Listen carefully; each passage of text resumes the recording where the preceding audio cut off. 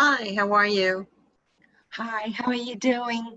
I'm Ben, and welcome you all. We're going to give everyone just another minute or two because we tend to have people kind of straggle in just a little bit. Um, but so far, welcome to the Goal 6 call, Universal Support.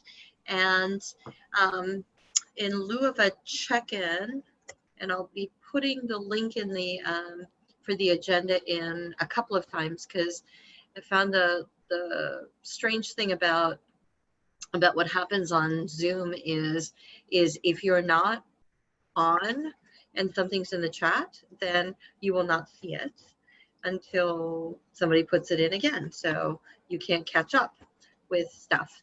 Um, so I will, and in lieu of a check-in today, we did something the other day on a call, and I'm going to invite you all to do this as a check-in, and I'm recording it. I don't know whether or not we'll use it for the ESHIP Summit, but it would be really nice to know. So as we usually do what we call a popcorn question, and it's a check-in question.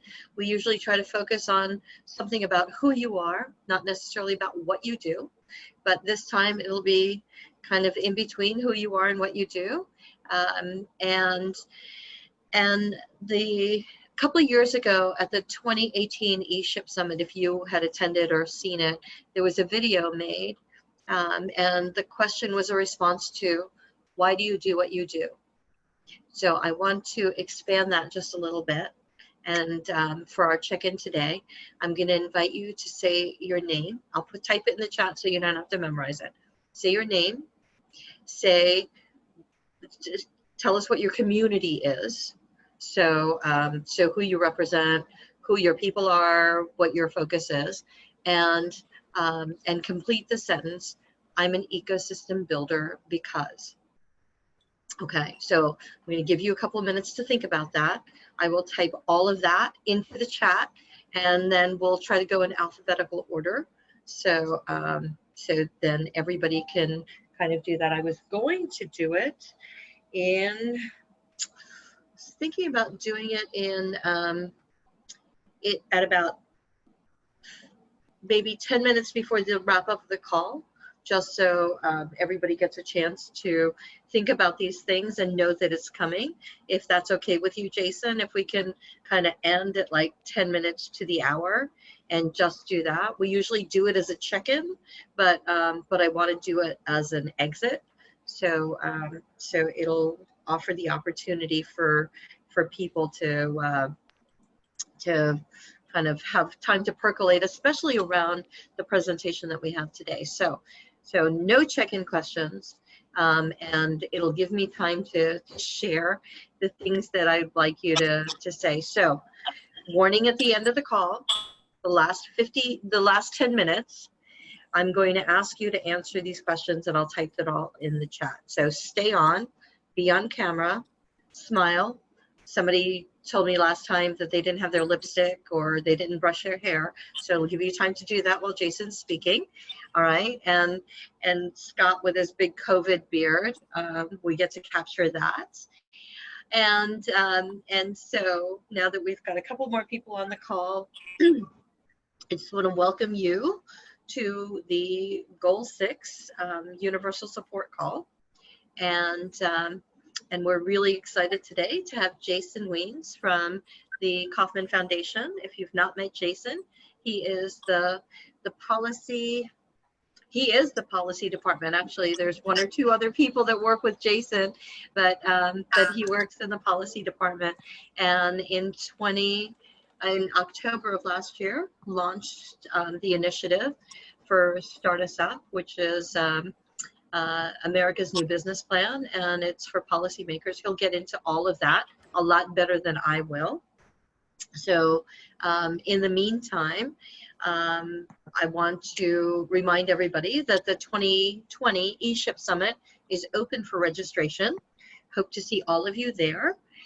There is a link that you can find in the FAQs, just so you know, that if you're coming with 3 or more people, because you can't ecosystem build by yourself. Nothing happens in a vacuum, and ecosystem building is a team sport. So if you can find 2 other people to go with you, there is a discount link that you can register for, and we'll send you out a code where 3 or more people can sign up to attend together. And actually, for the price that you would have paid for 3 people to attend, you can bring a 4th. So think about that, find your friends, and we'd love for you to all attend. This is a unique opportunity that we have to go with virtual content. The ecosystem, the ESHIP Summit this year is done over 3 days. The 3 days are the 15th and 16th and the 29th. The 15th is more about a general welcome to ecosystem building. The 16th will be highlighting programs and tools and other things that are going on out there in the world that people are doing to ecosystem build in their communities. And the 29th is more about building the field, the professional field and practice of ecosystem building. So that's why it's kind of separated out. And if you have any questions, please feel free to email me. If you don't have eshipgoals@gmail or Cecilia at Mass Collaboration or any of the other ways that you can get in touch with me. So I don't want to take up too much more of Jason's time, but please stay until at least 10 minutes before the hour when we're going to put you all on camera and spotlight you to answer the questions. So I'll take care of all of that. In the meantime, the agenda for the call is here. And I will get you all set up. Jason, are you ready? I'm gonna, if you want to share slides, I'm going to make it available for you to share slides, and I will kick it off to you. Okay, thank you. Good afternoon, everyone. It's nice to see a few familiar faces and to meet the rest of you. My name is Jason Weens. As Cecilia said, I'm the Policy Director in Entrepreneurship at the Kauffman Foundation, and appreciate the chance to share with you an initiative of the Foundation's called America's New Business Plan and the Startups Up Coalition. So if you bear with me a moment, I'm gonna pull up a few slides that will help guide our chat today. I better go to the top. All right. Cool. So this first slide, I think probably no one on this call really needs me to spend any time talking about, but just in case, I'll briefly, share the key point, which is, as you know, it's new businesses that are the primary source of nearly all net new job creation in the United States economy. And that's been true in the past in both good economic times and bad. But we've had, not all has been well, I would say, in American entrepreneurship. For the last 20 years, the rate of new entrepreneurs has been essentially flat in the United States. And now with the COVID-19 crisis, America's entrepreneurs are really at the front line of the battle to preserve and rebuild our economy. I see, just as a note, something has come up in the chat. I'm not able to see that right now, so maybe Cecilia, if anyone's asking a question or you need me to say something or repeat it and it went in the chat, just interrupt, please, using your mic. Again, these are probably things that folks on this call are familiar with. In addition to the stagnant rates of entrepreneurship, there are at least 2 other very significant factors that we have seen in our work at Kauffman and that we're trying to solve for. The first is unequal access to entrepreneurship. We know that women, people of color, and those who live in rural communities face extra barriers when it comes to starting a business. Here on the screen, you see some data from a survey that we did recently where about 1/3 of men said it's very easy for them to start a business. Those numbers decline significantly when you look at the experience that women have, and they're even lower for entrepreneurs of color. A second challenge that's facing entrepreneurs today is an uneven playing field. It's difficult for new and small businesses to compete against larger, more established businesses. And part of the challenge, I think, comes from the fact that when policymakers and when government has intervened to try and support business, that support often takes the form of being targeted or more helpful to the bigger established businesses, not to the entrepreneur, the new and small business owner.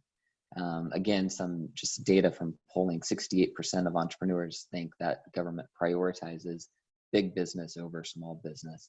And while few people in the current climate think that things are good for small businesses, about half of folks think that it's actually pretty positive for big business. And if you look at the stock market, that's one indication of how our economy has just taken these two kind of divergent paths, where the biggest companies are doing relatively well.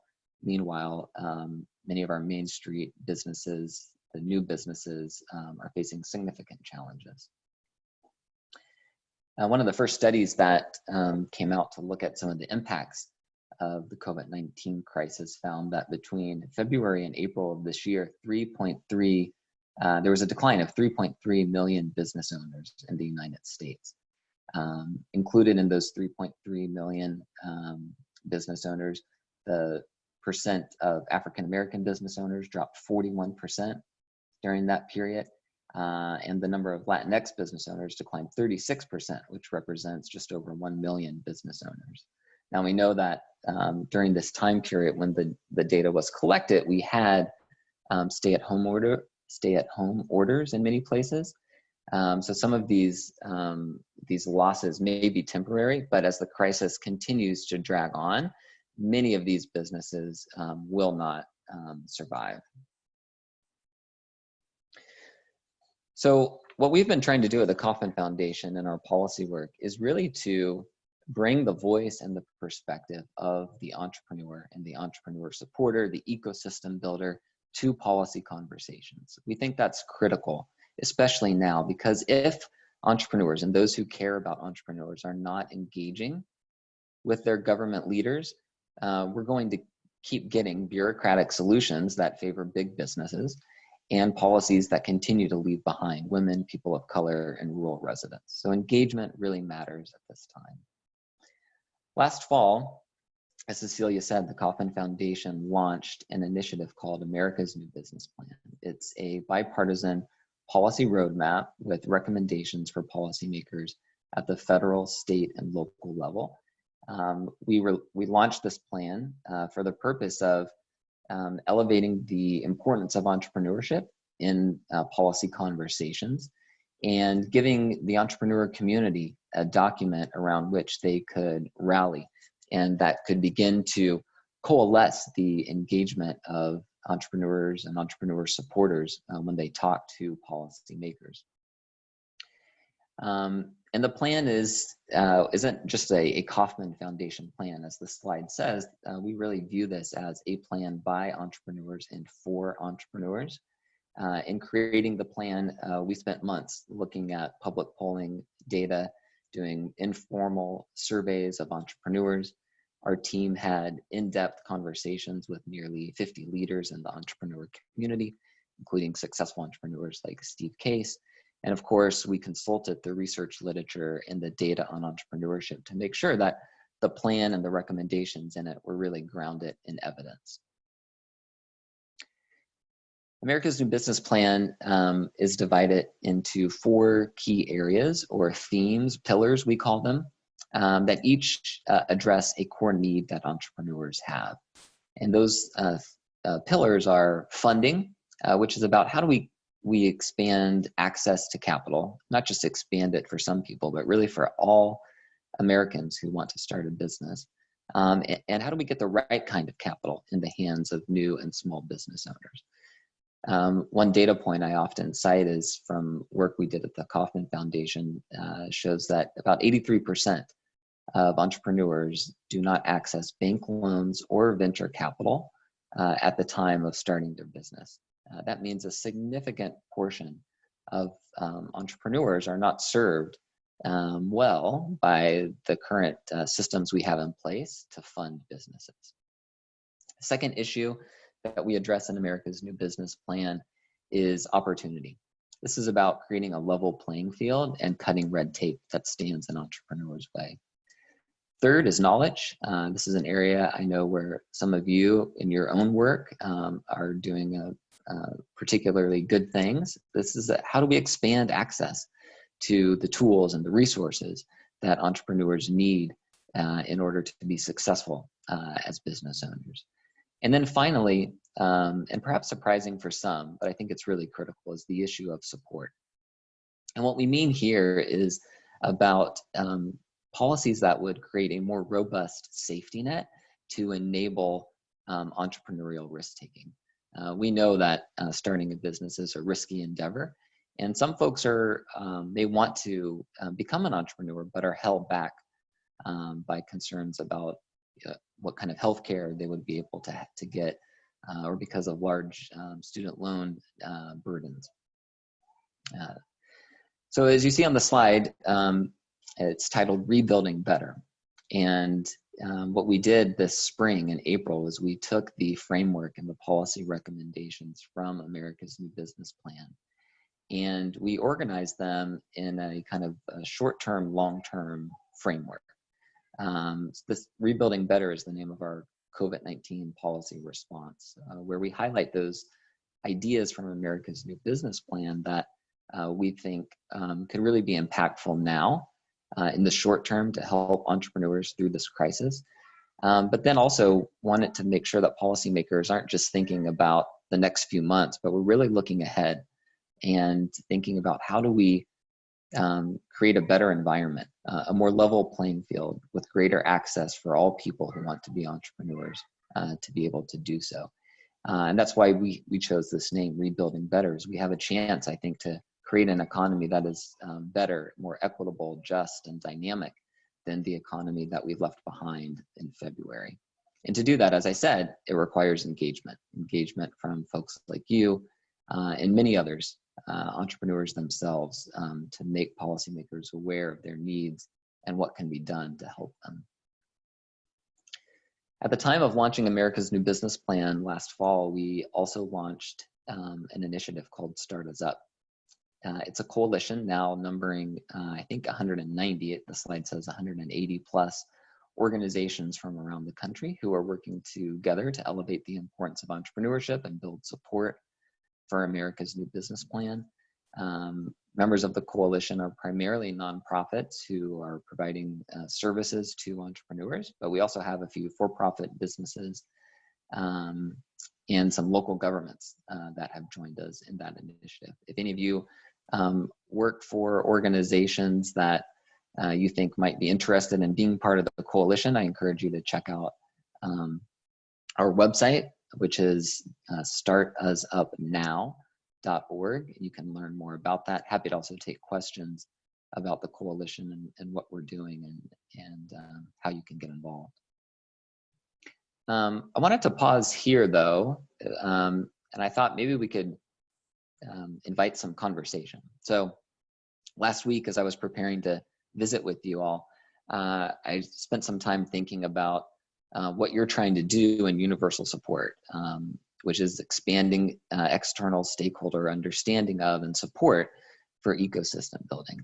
When I hear that, I hear a strategy of engagement, similar to what we're doing in our policy work. It's about bringing the voices of the people who are doing this work to policymakers, other decision makers, and doing that education to increase their understanding, that advocacy to build support for this critical work of ecosystem building. And so we don't have to go through these questions one by one. They're more meant for, kind of prompts for some discussion that we could have. But, I wonder what resources, or can a resource like America's New Business Plan and Start Us Up help ecosystem builders meet Goal 6? And if so, how? what efforts have been made to date to educate policymakers about ecosystem building? Is this something that policymakers know about? And if not, what do we need to do to increase their knowledge of it? And then finally, how might Kauffman-funded or Kauffman-led advocacy contribute to your efforts to achieve the goal that you have set? So Cecilia, if it's all right, maybe we could unmute folks if they have thoughts or questions. I'm happy to engage in dialogue about how these efforts that the universal support community is tackling merge with America's New Business Plan and the Start Us Up Coalition. Happy as well to answer any questions that folks on the call may have about some of the information I shared. This That is sounds Beth great. Zimmer. I have a question. Hi, Beth. Sorry. Hi, how are you? Good. So can you share with us any impacts that these two initiatives have had so far? Sure. Is there a specific angle you're asking that question from? I mean, like what kind of impact you're looking to see? Well, impact that supports the notion of how we're going to achieve universal support for the field of ecosystem building. Sure. Have you- So, you know, the work that we have embarked on in America's New Business Plan and the Start Us Up Coalition, I believe does help advance the work of ecosystem broadly, but it's not been a specific lens through which we've engaged in conversation with policymakers. In terms of impact, what we've seen so far, I think, are a few successes. One, we've seen a significant amount of interest from the entrepreneur community in joining with us in this effort. That's represented in part by the growth in our Start Us Up Coalition to 190 or so organizations, as well as you know, several thousand folks, just individuals who are part of our community and get regular updates from us. We've seen engagement from our coalition members in conversations with state, local, federal policymakers. And as the Kauffman Foundation itself has talked to lawmakers about this plan and these ideas for supporting entrepreneurs, we've seen a lot of interest from policymakers in taking these ideas and running with them. A number of you know, bills have been introduced and even acted upon that pick up on themes from what we've talked about. But what we're trying to do, as I said, is elevate the importance of entrepreneurship and get folks involved in these conversations. And we're seeing that on both pieces of that goal. Thank you. I think it'd be really cool if we could see like a list of the bills that have been introduced, and I think you could use us, certainly as advocates, to help in our local communities and states to, you know, reach out to our folks with the information that the things that you're striving for at any given moment, you know?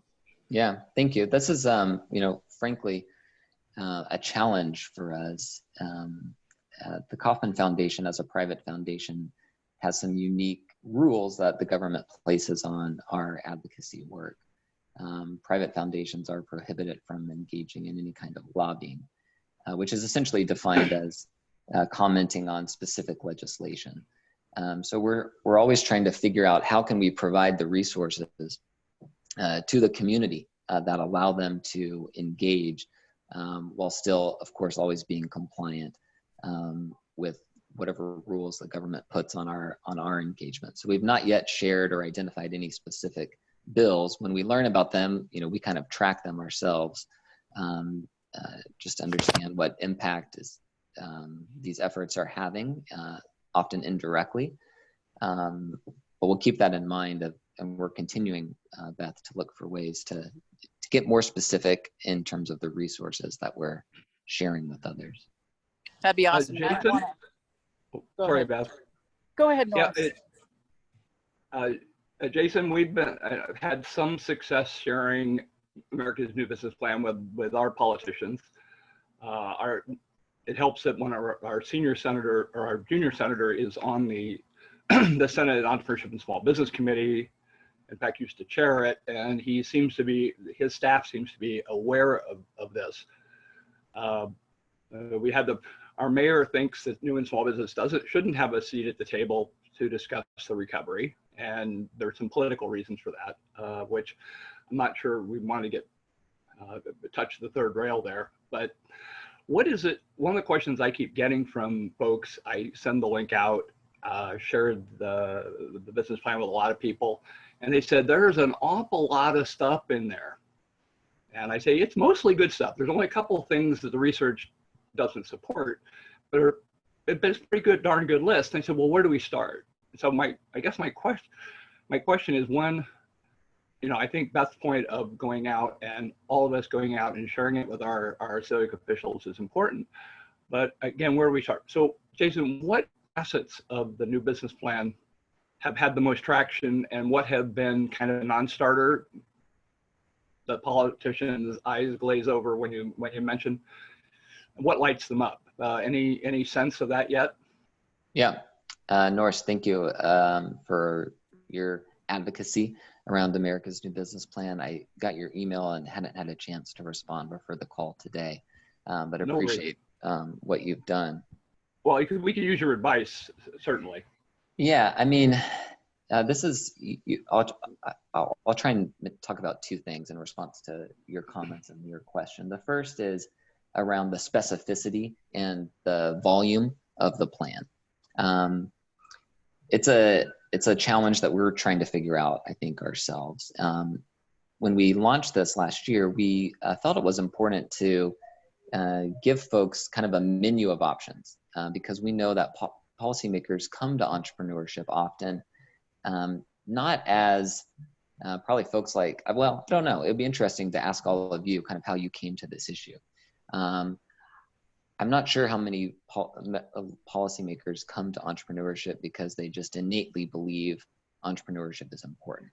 I think it's often because they see entrepreneurship has a connection to something else that they care about: innovation, community development, inclusive prosperity. And so we wanted people to be able to find a tie to something else that they cared about as a reason to engage in entrepreneurship. But because of its breadth, it does present a challenge, I think, to folks for wanting to know, well, where do I start? We haven't given that direction yet. Would it be a good question be is, okay, if you, Jason, I have the magic wand, I can make one of those things, have everybody in the country, every city, state, in the nation adopt one of those specifics. Is there anyone you'd like, oh, that's top of my list, or the top 2 or 3? I mean, what are the biggest leverage points that we can use as a selling tool? Yeah. The one idea that I think is particularly potentially very impactful because it would, I think, change the system in which policies are considered is in the opportunity pillar. There's a recommendation to create what we call an entrepreneur impact statement. And the idea is that before the government would, the legislature, the city council, whoever, right, they're considering a new policy, there's a bill before them, there would be some standard mechanism by which they would go through to evaluate what, if any, impact this policy would have on new businesses, on new business creation.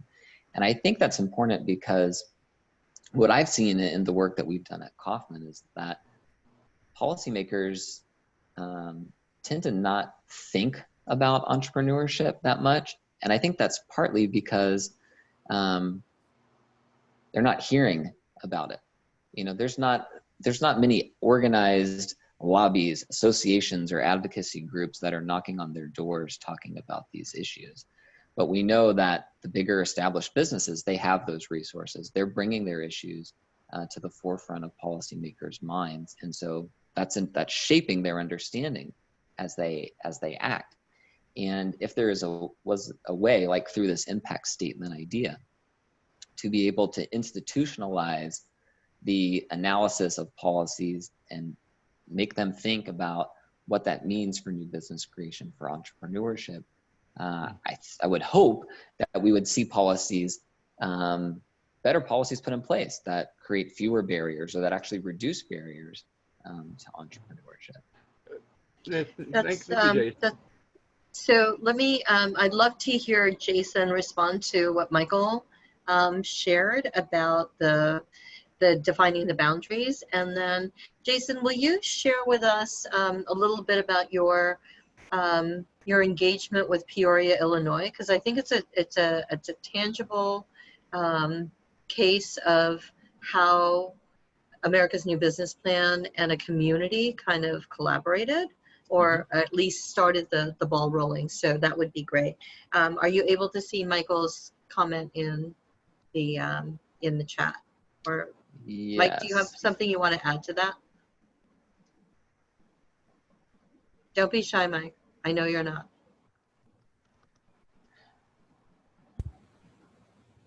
Jason, basically what I'm saying is, you know, if we go international, we tend to pull away from our local ecosystem. We lose jobs, we lose connection. And back to Victor's whole thing about the 997, we want to engage our local people. And so what you've done here is a beautiful job, but it seems at a big level. So it's like the boundary. Yeah. Another tough thing to navigate, right? Because we know entrepreneurship happens at the local level, right? That's why ecosystem building is so important. But we also know that the policies that our state governments, that Washington puts in place, affect millions of entrepreneurs in setting these conditions. So I think we need engagement and change at all levels. And our hope with America's New Business Plan is that it's a platform for folks.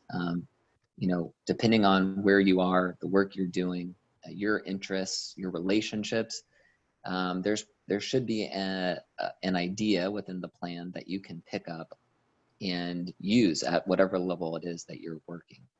And so I wouldn't prioritize, I don't think, one level of engagement over the other. I think we need all of it. And, you know, the other thing I didn't say, but I'll mention now is we started, you know, in gathering, I talked about all this work we did, polling, data, conversations with leaders in the entrepreneur community, and coming up with the content for America's New Business Plan. We had a list of dozens and dozens of ideas, and we had to narrow that down into the content you see in the plan. But I think that's where the pillars are really important. So there might be a specific thing, a policy that you care about at the local, state, or federal level, and it's not mentioned in America's New Business Plan. But my guess is that it fits within one of the pillars of America's New Business Plan: opportunity, funding, knowledge, or support. And that those pillars, I think, can begin to provide a framework for how we talk about these issues and engage policymakers. The more policymakers hear common language just used to describe entrepreneurship, the more likely that they're going to be able to make those connections and understand the issue better than if we're all talking about it in different ways. So I think the pillars and the framework of America's New Business Plan can also be important in that way. And then Cecilia, you asked about something we supported in Peoria. One of our Startups Up Coalition members is the Peoria Innovation Alliance. And we were able to provide some resources, including a bit of funding. But I think the key thing was the kind of in-kind resources, not the money. For them, I think it was last week or the week before, they hosted a town hall organized around America's New Business Plan. I think they had 60 plus folks, local government, economic development, entrepreneurs, entrepreneur supporters, all come together for a conversation around the specific challenges in that community and how the America's New Business Plan framework, funding, opportunity, knowledge, and support, could inform future actions that the community could take to begin to help entrepreneurs. And I think one of the things that the organizer of that event at the Peoria Innovation Alliance hopes to come out of it is some kind of an MOU with the city that lays out some of the next steps that the entrepreneur community and the city can begin taking in tandem. Great, thank you. Mike? Jason, on that point, it sounds, what you're saying sounds a lot like what Startup Genome is doing in Seoul, Korea, and India, and other places. Have you taken a look at what they're doing, and any thoughts? I haven't recently taken a look at They're what getting they're a lot doing. of kind of crap ton of money to do it, so. I mean, my understanding of Startup Genome, and we have some former Kaufman associates who are there, some good friends of ours, is that a lot of their work is kind of tailored research, specific analysis of a place, and then recommendations that come from that landscape analysis, that research that they do, the data they pull. Yeah, happy to get any thoughts you would have, Norris, on if you see connections between that and America's New Business Plan that I'm perhaps missing. But Yeah, that's a longer conversation. Yeah. Happy to circle back. Do you know Rebecca Lovell out of Seattle? I do. Is when she took over as sort of ombudsman for Seattle, it sort of came across as it's like the SBA Office of Advocacy. The city council or city government was going to do something stupid. She got to go kick him in the groin. I'm thinking, how do I get that job? But she was so effective, she got hired to a better, even bigger job. But is that a good idea? Should cities be looking to have some sort of, for lack of a better word, an ombudsman for new and small business? Because that's not going to be cheap. Yeah, I think that there's probably some value in that, because again, if you have someone within government whose full-time job is thinking about what government is doing and how that's impacting new and small businesses, especially the creation of new businesses, And can we and get that person, jobs for Scott and Beth doing that? And if that person has some authority, right, within government, because sometimes you can have an office created and it's just kind of, it's a placeholder, right? You know, the person has no, or the office has no real authority. But giving someone some authority to really begin to make changes in regulation and licensing, business processes. You know, Victor, I know he's spoken to your group recently. One of the things he said that I remember and share with people is entrepreneurs often die a death of 1,000 cuts. So it's all these little things that get in their way, right? And if you have someone within government who's slowly chipping away at those little things, simplifying the processes, making it more clear, you know, that's going to help folks. Absolutely. And I think so. Peter, you were, I know you have a question. I think Scott has something. And I just want to be mindful of time. So sure. So having sat on the other side of being lobbied as a staffer for General Assembly for 12 years, the challenge that I think happens for a lot of groups is that they try to separate themselves from the pack. And in so doing, they create still one more interest group that has to be satisfied. And what happens with lots of legislators is that now it becomes a balancing act of how do you satisfy multiple interest groups, and then then whether they want to hitch their wagon to one group versus another, or to some groups versus others. And it seems to me that that in addition to that, and I think there's some value in still trying to separate yourself out, building allies, accomplices, and so forth amongst the groups that also can carry have a common set of objectives makes good sense. And so, for instance, a lot of community organizations, if you know where they exist, community development corporations will have entrepreneurship as a core element in their plan. Then that element, enlisting that group as an ally in the promotion of larger policies that support entrepreneurship adds to their agenda and doesn't detract from the entrepreneurship agenda, but doesn't make the entrepreneurship agenda an either or proposition for the other groups. And I think that you could go down this strategy in many different ways, but in terms of who you reach out to or who gets reached out to and so forth. But I think that once you try to make this as a standalone, it becomes another one that's competing for a legislator's for a legislator's time and interest. So they need to hear this in a variety of contexts and see this as part of something that gets them to constituencies that may be very important to them, and work it that way. So Yep. I'm not negating what you're saying, but I'm thinking that it's far more of a grassroots building up process than just focusing on the decision makers. One of the things we heard, Peter, to your point, there's a member of our coalition called Small Business Majority. They're an advocacy group for new and small businesses. And they were telling me recently about some work they did, I believe it was in Virginia. There was a healthcare issue that the legislature was considering. And they saw, Small Business Majority saw how, this is really important to new and small businesses.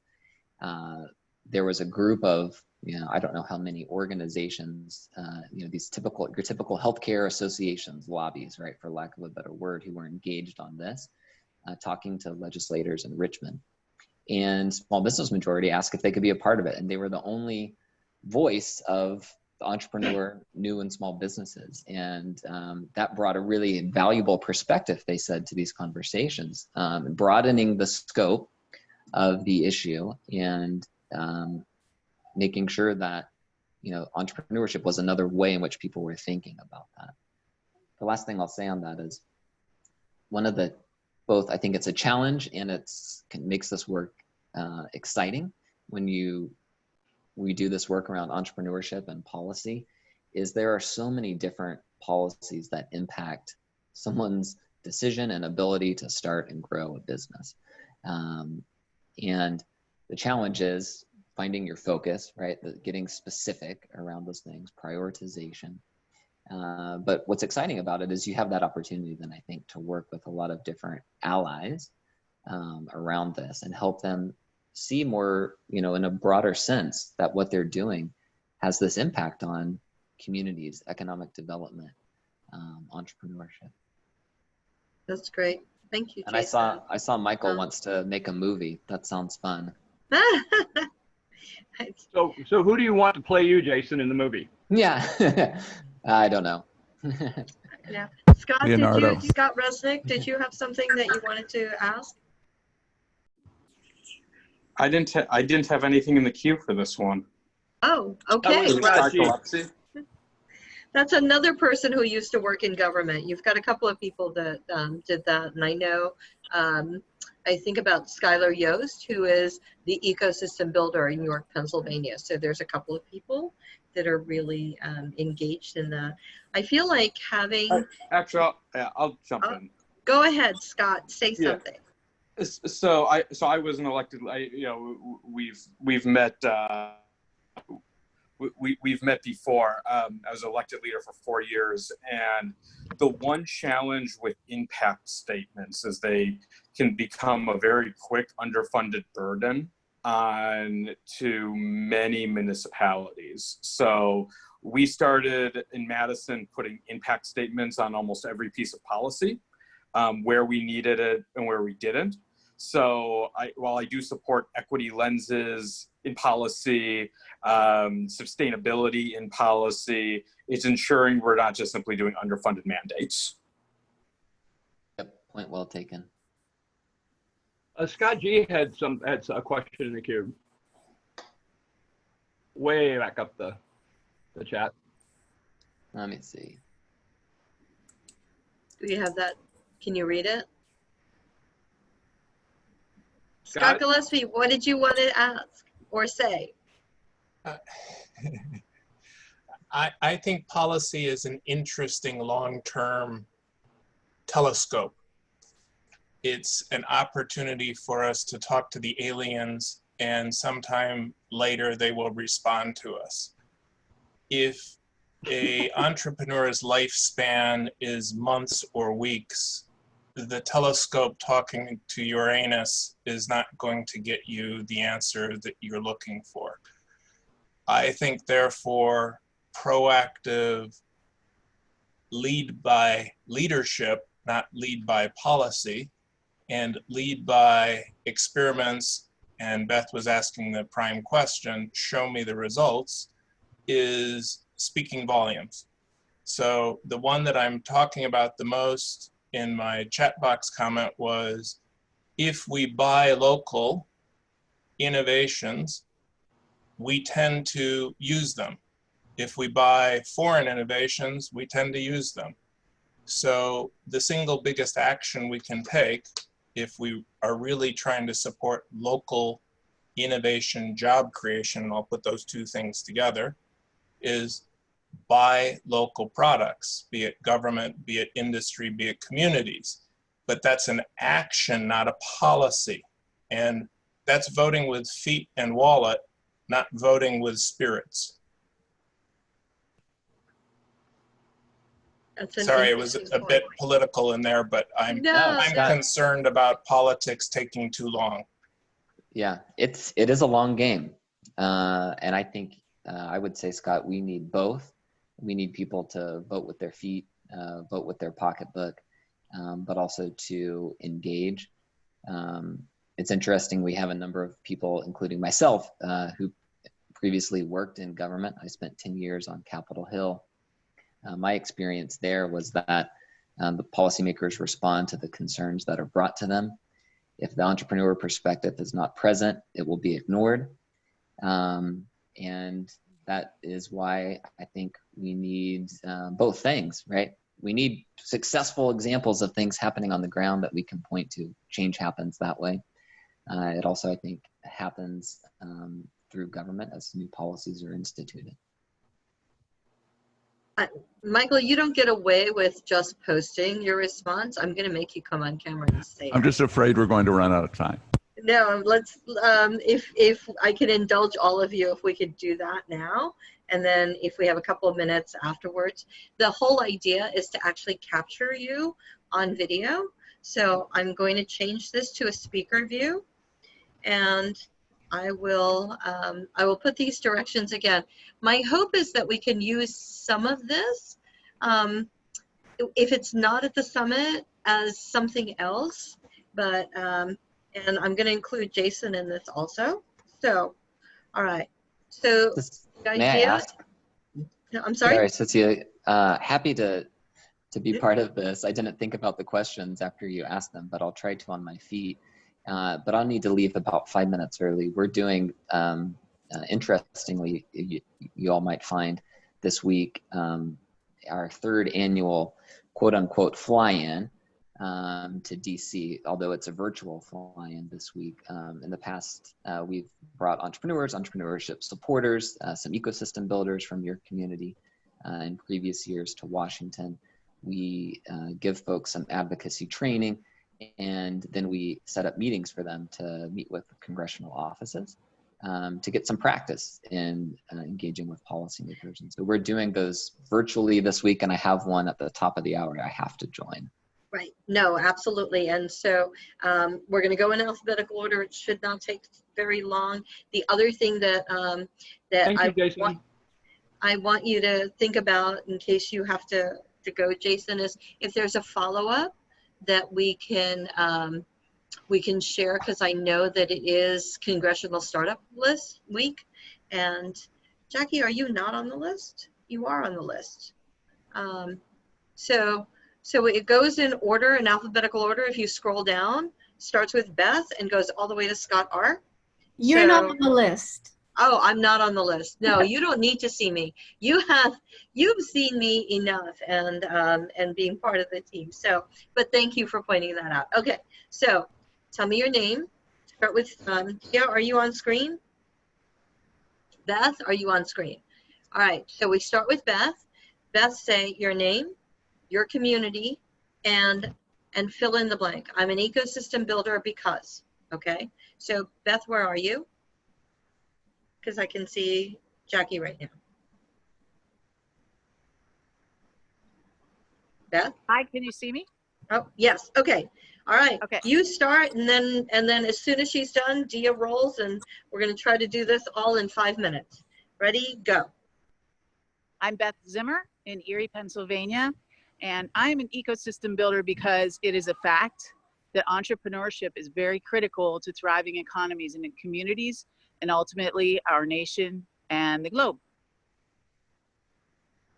Hi, my name is Dia Ghosh. I'm in Ada, Oklahoma, and I am an ecosystem builder because I think rural economic development urgently needs more champions for homegrown entrepreneurship, and I can play that role as an ecosystem builder who prioritizes cultivating sustainable and inclusive communities. I'm Jackie Sankapiran, and I'm a researcher and lecturer in Toronto, Canada. I'm an ecosystem builder because my research helps new entrepreneurs and growth entrepreneurs make better decisions to help them preserve their business, given the resources they have. Beyond that, it also helps to preserve the mood of the regional community. And this knowledge crosses borders. My name is Jason Weens. My community is philanthropy, and I'm an ecosystem builder because I believe it's important that all people have the access to the resources and connections that they need to turn their idea into a business and be successful.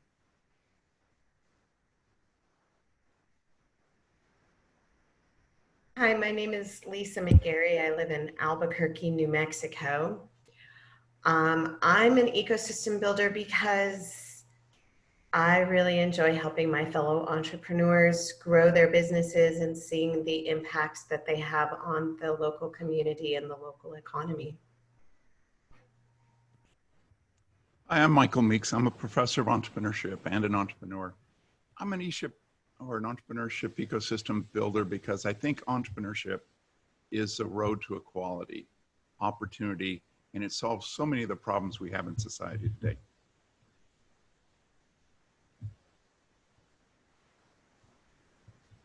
So, hi, I'm Mildred Franco. I'm in Pamela, Arkansas, and I'm an ecosystem builder because, like Michael, I believe entrepreneurship is the great equalizer, especially in rural communities and communities of color, where entrepreneurship is not even discussed right now. Hi, I'm Norris Kruger, Boise, Idaho.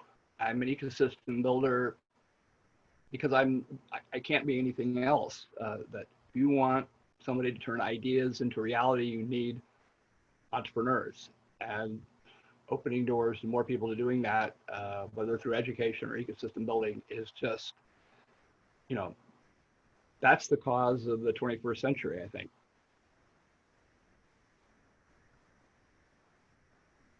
And this is a local hat, Scott. I'm an ecosystem builder. My name is Peter Kretikos. I live in Oak Park, Illinois. My work is national. My reason for being involved in this is one, I see this as one of the few paths forward in bridging the gap in equity and equality.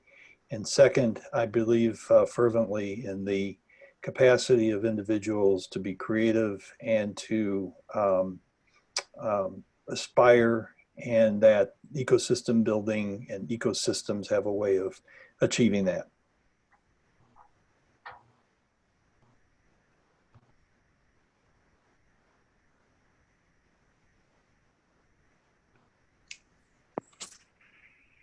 Your mic, Scott.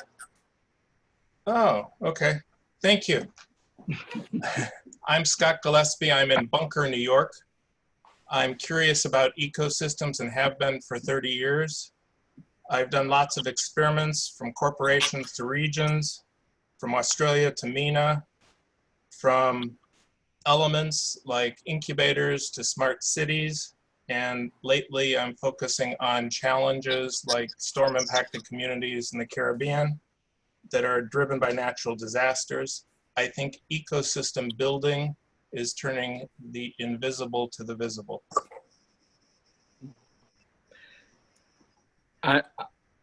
Thanks. I'm Scott Resnick, and I'm a founder in Madison, Wisconsin. I'm an ecosystem builder because startups create a pathway to upward mobility and allows anybody to recognize the American dream. I love We also that. have somebody new on the call. That was great. Ibrahim Hamouda. Oh, Ibrahim, Yes, are hi you? everyone. Hi. I'm founder and academic entrepreneurial researcher from Egypt. Can you hear me? Yes. And I'm tell. an ecosystem builder. As I see, the world has changed too fast, and entrepreneurship become crucial in this era. So I want to help to grow our economy and make a change and reduce the poverty. Hope this go well and fast. Great. Thank you so much. Thank you, Jason. We appreciate you. We may start thinking about America's New Business Plan parties, just like start warming parties or whatever, and get local.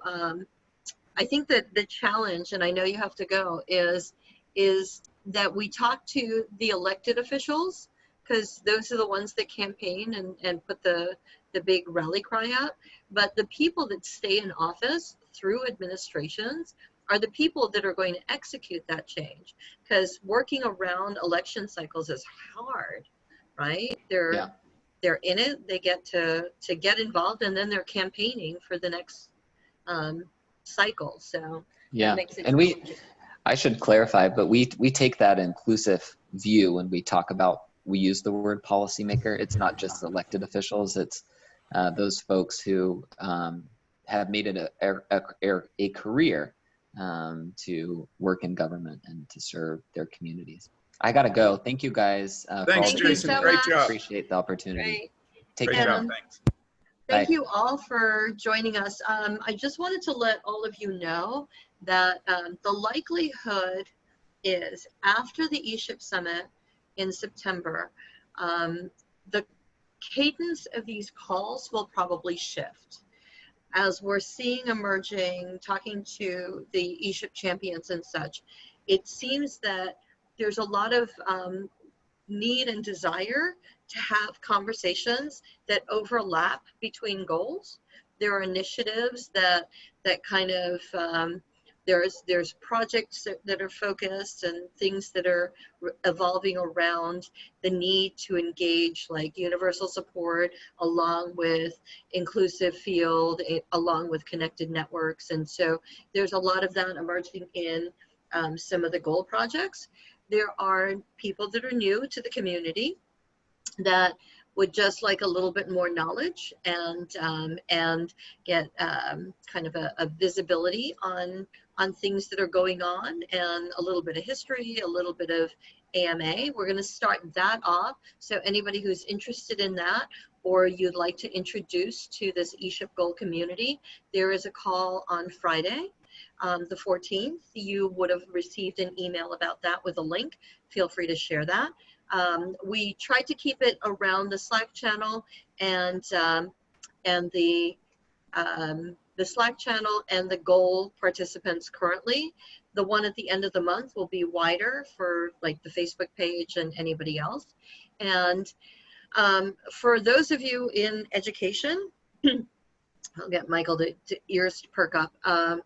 We had somebody reach out that's a professor who's actually engaging their students in ecosystem building. The content, some of the content that's going to happen around the ESHIP Summit, because it's virtual, will be able to be shared out. If you have a want or desire to talk about how your students might be interested, or maybe being able to share that bucket of content to help with your classes when you talk about ecosystem building, that's something that that might be of interest. Let me know, and I don't know, what it is that, whatever it is that we can help support you in, let us know. As far as the rest of the call cadence, it seems to be there's a need for more community time to get to know and build relationships around other ecosystem builders, especially in this time of COVID, where you just don't necessarily have the time to get together and geek out with people who geek out on the same things that you do, things like that. So there's a couple of different things that are emerging, and yes, Abraham, you have a question for the group? Yes, I'm recently implementing a startup for employment. So I have a question related to academic and practical point. The question is, how human entrepreneurship can help employees to improve the performance of organization? Or how can define this matrix and KPIs for this human entrepreneurship? That's a big question to ask at the end of the call. Can I invite you to maybe post the question on Slack or the Facebook page, maybe as an opportunity to get more input? Is that possible? Yes, of course. I'm in the Slack group. I will do it. Okay.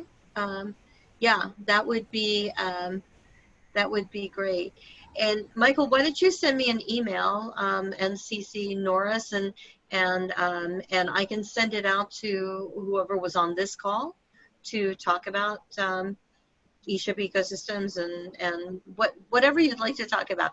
We can put it in chat where people can chime in and be open. There are different channels. Abraham, do you need a link to the Slack channel by chance? Already on the Slack and Perfect. participated in many groups. Great, that's good. Mildred, we're really glad you could join us. Do you have any questions or some way that we can help connect you? No, thank you. This was really informative. As I'm listening to the conversation, one thing that kept coming to mind, especially in the area where we are, which Michael probably knows well, being in LSU, is, we are in the Arkansas Delta, very rural, majority communities of color, very underserved with a lot of challenges, from food insecurity to lack of good public education systems. And so how do we terminology I found is so important when I talk to people, and they kind of start glazing over when I talked about entrepreneurship and ecosystems, and there's some seem like big words to them, is how do we, create a language that is easier for people to understand so that they're more willing to engage and feel like they belong and can participate. So that has been something that's been in my mind for a while now as I try to do this work here. There aren't many people doing this work in this area, unfortunately.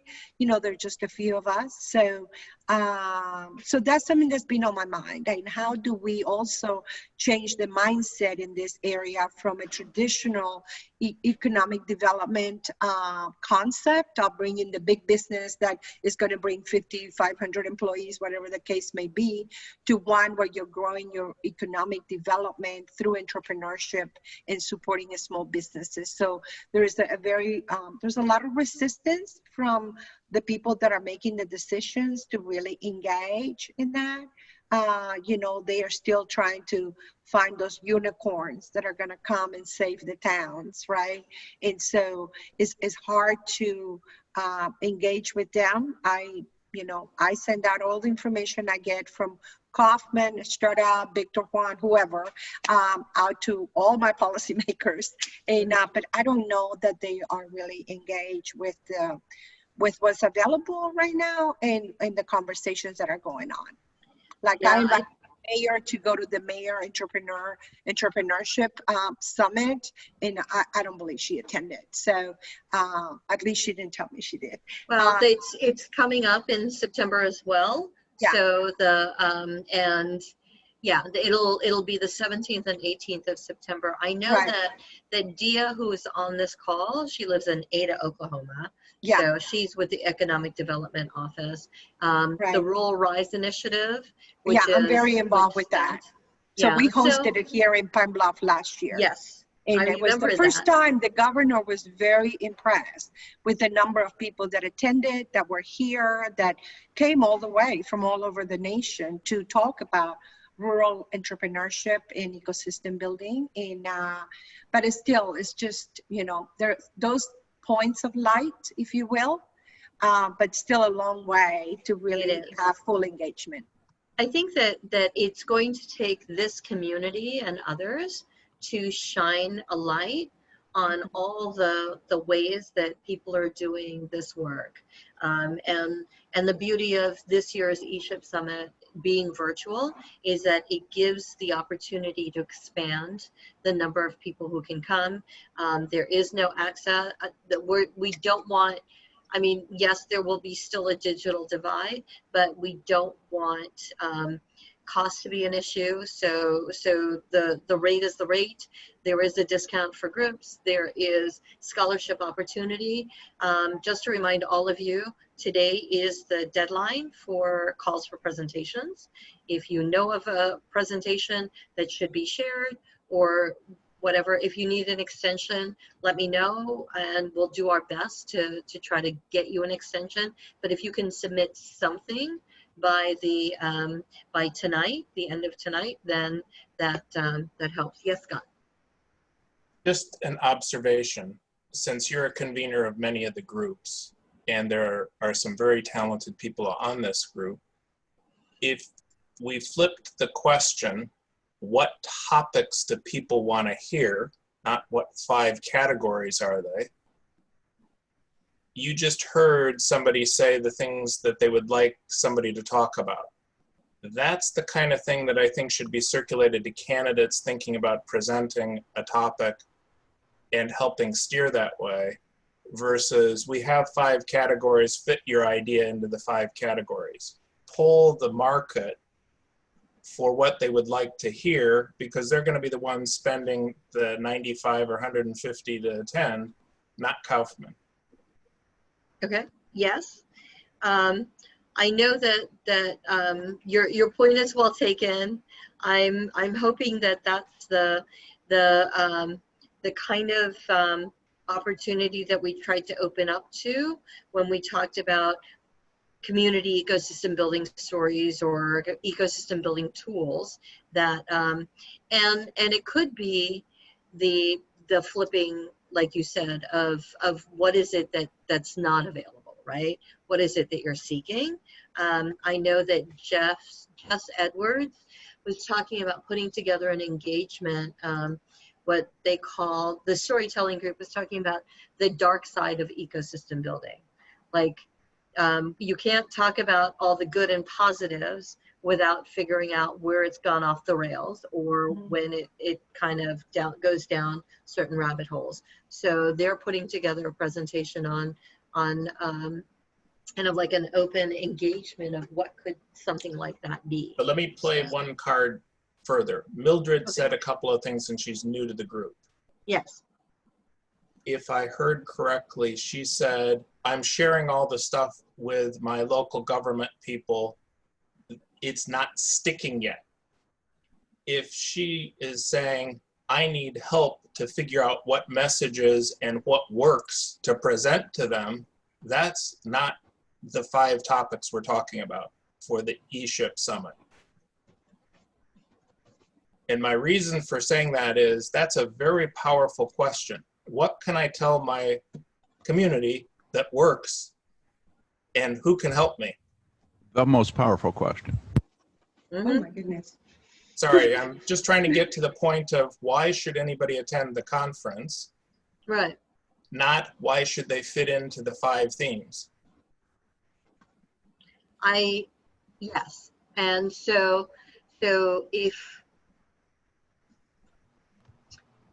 I think the challenge is that things like the summit have always been for the early adopters, right? There are people that are, and not that other people shouldn't attend, but they don't see the value in what is it that will help me, right? And what is it that I need? And so how do we put that out there, Scott? How do we engage the people that we see the value of them attending, but it's challenging because they don't see the value. So part of it is Beth's always talked about putting together a PSA, you know, like why ecosystem building, why now, right? Or what's the value of ecosystem building? I'm going to invite all of you to say, this can't solely be a message that comes from the foundation or the people involved tangentially with the foundation. It really is of the people, by the people, for the people. But what the summit does is it gives an opportunity to amplify, to catalyze voices, right? Because we're convened in this affinity, and to amplify the voices because we have the volume of voices together. So what is it?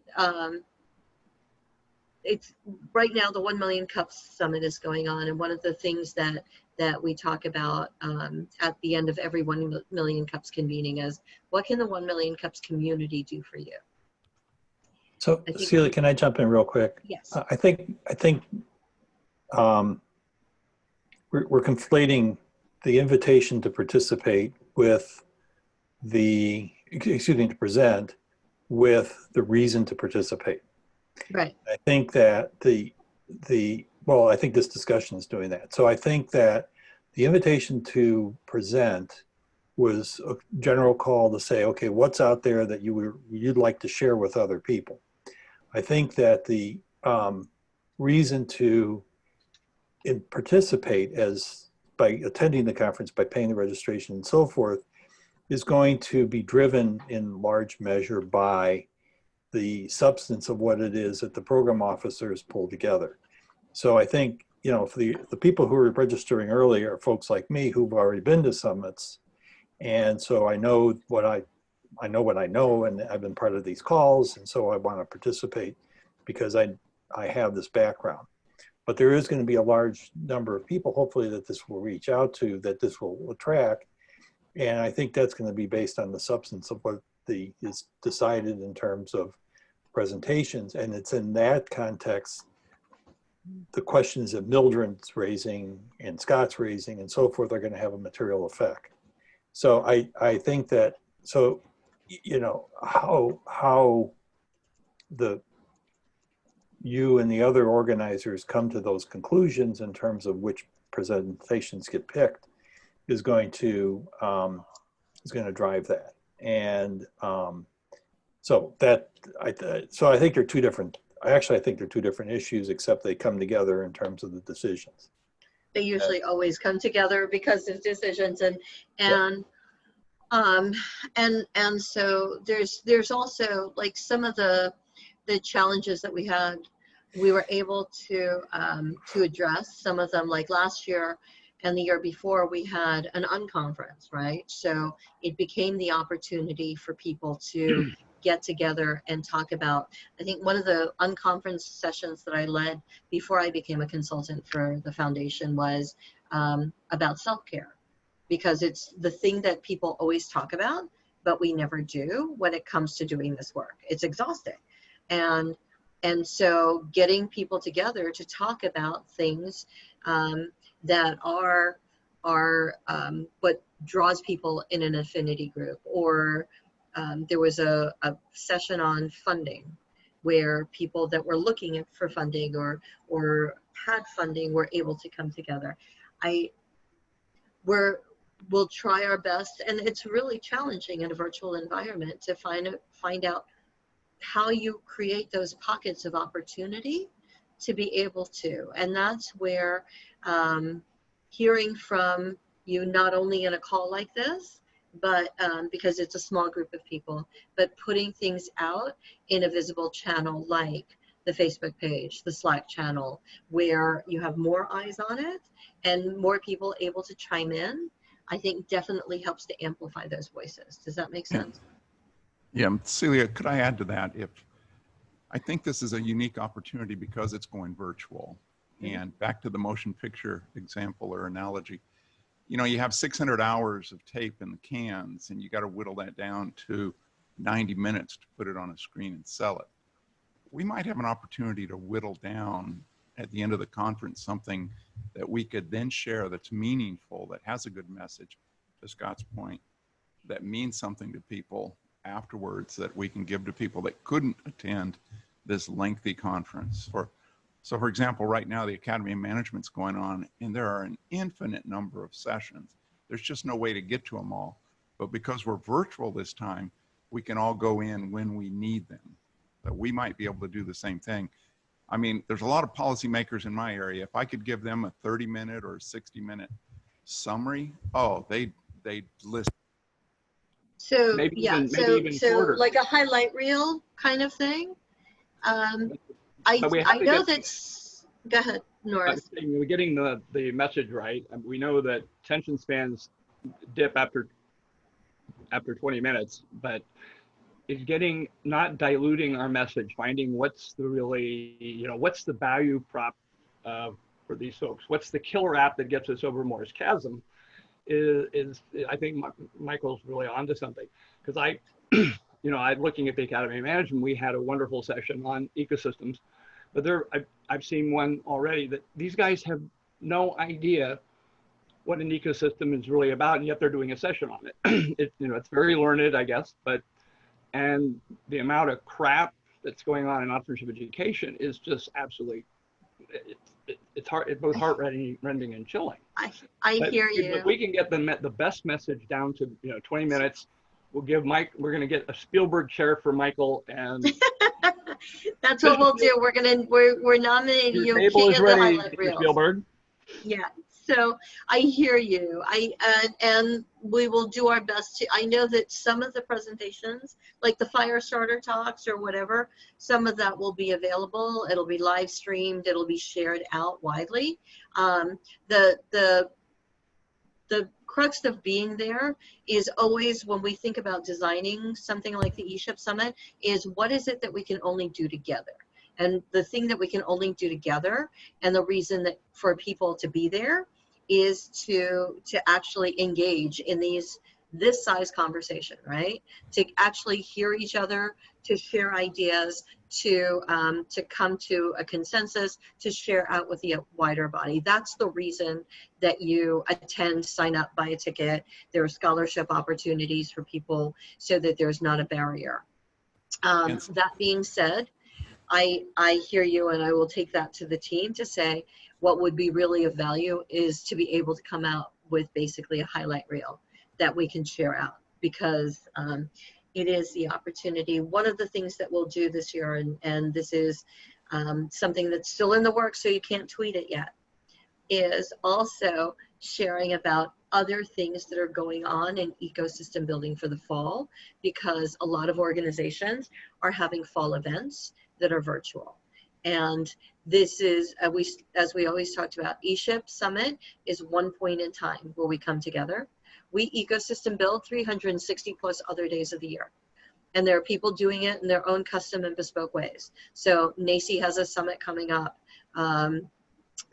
IEDC, NBIA, Startup Champions, and they're all virtual this year. So the one thing that we're able to do is maybe shine a light on, here's a springboard. Here's Ecosystem Building 101. If you know nothing about ecosystem building, tune in for day one.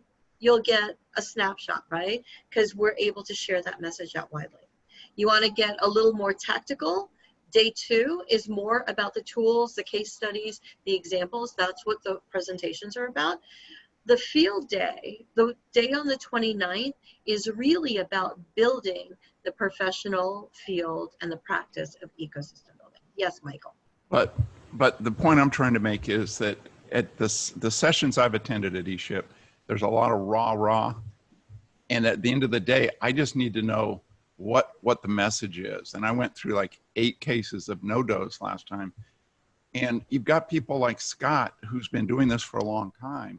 And I'm hoping that you've got people like Scott on panels, because there's going to be golden nuggets there that really everybody needs to hear. And because we're virtual, we have that recorded on tape, easy to access, easy to splice. Yes. So I'm going to play to Michael's point just a slightly different slant. I think we're hitting the wrong last day. On the 29th, you mean? Yeah, we don't need to talk to ourselves. We need to talk to people we're not talking to. Therefore, the people who, if everybody invited 5 from their community that need to learn about ecosystem building, and Mildred says, I need you to attend this one-day session, we're going to have some of the best people helping share what works. That's going to get the community real outcomes. Helping Norris finally learn how to speak within a 3-minute time limit is not going to help the rest of us. Well, I don't know about that. I mean, I think it could help everybody here, but anyway, that's. I'm not even going to touch that one. When it comes to, We all love you, Norris. So really, when you think about it, though, Scott, the foundation is really supporting and hoping to accelerate this emerging field, this professional practice and field of like the job, the role, the practice of ecosystem building. That's been the intention from the 2017 ESHIP Summit. So I'm going to give you the serve. If you keep selling to the people who drink the Kool-Aid, you're going to need less Kool-Aid every year. So that's not the fact that you all need tools and support in trying to do the work locally, right? That's what you're talking about, is the local tangible tools of how do we do it? How does Mildred do it in her community? How does Norris do it in Idaho? What is it that we can do? That is something where it's the field, right? It's all of you sharing with all of you on how things are done. No, you're looking for the foundation. Nope, neither of those. I want Michael, Norris, Mildred, Peter to bring 3 new people on the 29th that have never had the Kool-Aid, and I want them to attend because they can say, I was escorted by a trusted advisor in my community, and I want to learn why ecosystem building is the next best thing. I have 5 maybes already from people who've never been to this thing before. So, but if you only bring Jackie, Mildred, and Michael, I don't want you to invite them. Well, they don't live in Boise as far as I know. But with the lockdown, I would never be able to. So you want to invite and expand the reason why ecosystem building is important to the rest of the world. They're the only ones with money. Bring warm prospects who have resources and would be valuable, who may already be starting to be good stakeholders, become allies. But there are people who won't need much to be pushed into our camp. And when they drink the Kool-Aid, it makes Jason's job and Kaufman's job easier on Capitol Hill. So here, I hear you, Scott. I'm not, at this point, the timing is what it is. I mean, not to paraphrase somebody who said that, something like that before, but here, we ran into the same problem with an initiative we're doing with the National Governors Association.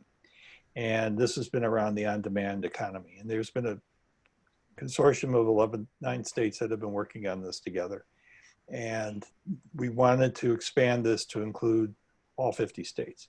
And so what we've done is we reversed the order. So day 1 is sort of the meeting of the group. And then days 2 and 3 is a public engagement around the larger issues.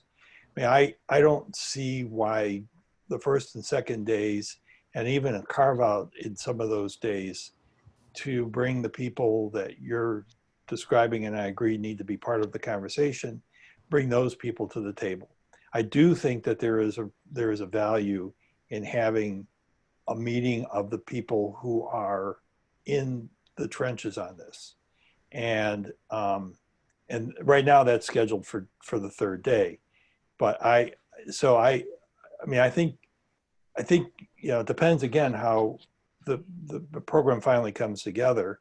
I mean, all we have are 3 days. We know the third day is for the people who are in the trenches. Excuse me. But days 1 and 2, I don't see as being particularly set in stone. And if there are carve outs of those days, like, you know, afternoon of day 1 or the morning of day 1 or whatever, that becomes sort of the public face. That is something that I think, you know, Celia and you, program planners may want to think about. But I you know, again, we ran into this in another initiative, and trying to sort it out has been not easy, but I think there's some way to do it. So that's what, and thank you for saying that. So what we're seeing is day 1 and day 2 are for people who are not in the trenches. These are not the people that have, these are, it affirms the work of the people that have been around and doing this for a while. With the presentations, we're looking to shine light on some of the things that are happening. The third day is likely a much smaller audience of people who are building the field. That's this seems to be the cadence. The first day is more of a general, this is ecosystem building and why ecosystem building is important. So it's a different order and cadence, and that's what if you look at the agenda of the 3 separate days, it's looking at a general messaging of ecosystem building and the importance. The second day, it shows tools and resources and other programs, and there's small group engagement in being able to talk about, well, we're seeing some of this, maybe this needs to evolve and things like that. And then the third day is really about how do we bring those projects that we talk about to fruition? How do we build for what the world needs or what the communities need? And so more like Peter said, it's more in the trenches work is what the third day of it is. And it's the thing that we're trying to get along. So Scott, ask you a question. So the confusion for me is the topics that are being asked to present don't line up with why anybody who's an outsider from Mildred should attend. Fire starters and stories are not a reason to attend. The reason you attend is, here's the problem we can help solve. Let me tell you 5 examples of how we've solved this problem in Antarctica, in Alaska, in a small place in Iowa, in Erie, don't care. That's what they want to hear. They don't want to hear about us talking about why we're good people. They want to hear why this is worth us being engaged to help them fix their regions and their economies. Right, which is what we're asking for presentations of for okay. I mean, when we talk about ecosystem builder tools and but that's not language of a customer. It's that's language of us. The language of a customer is, how long does it take for you to help me in my region? How can you assess my region? That's their question. So what can I invite you to send me an email that I can share out with the team to bring these. I have a team call later on this afternoon, and I have a design call. Like we're doing design calls every week. So we've to date received about 50 submissions or so for presentations, nominations, all kinds of requests have come in, and going through them and kind of align. There's no lack of content, Scott. I mean, there are people that even if we didn't put out a call for presentations, there's all of you who are on these calls that have tools and experiences and programs and all of those things. We probably could have curated a week worth of content from all of you individually, right? So So if you can kind of outline the things that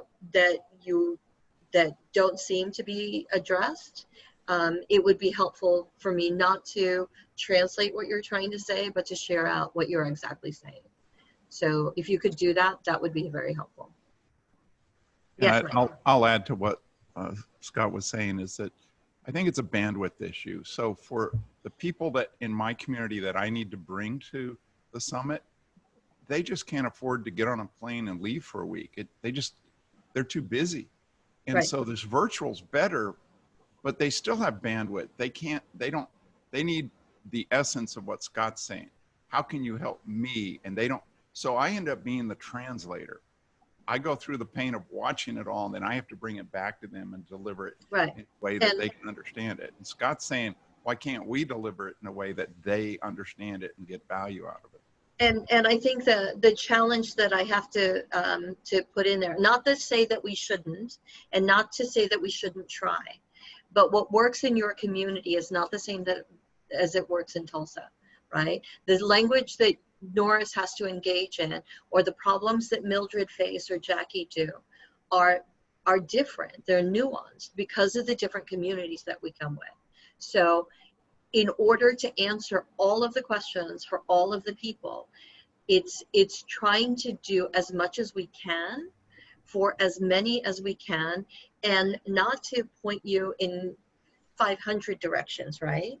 But to at least point you in 2 or 3 where you can focus and say, you know what, I can take part of that. That would be helpful for me. But I can't prescribe that for you because I don't have any idea. That's just a personal note, because I mean, people ask me all the time, well, what is it that I need to engage my community? You know what? Half the time I can't get people in Tulsa to return my calls.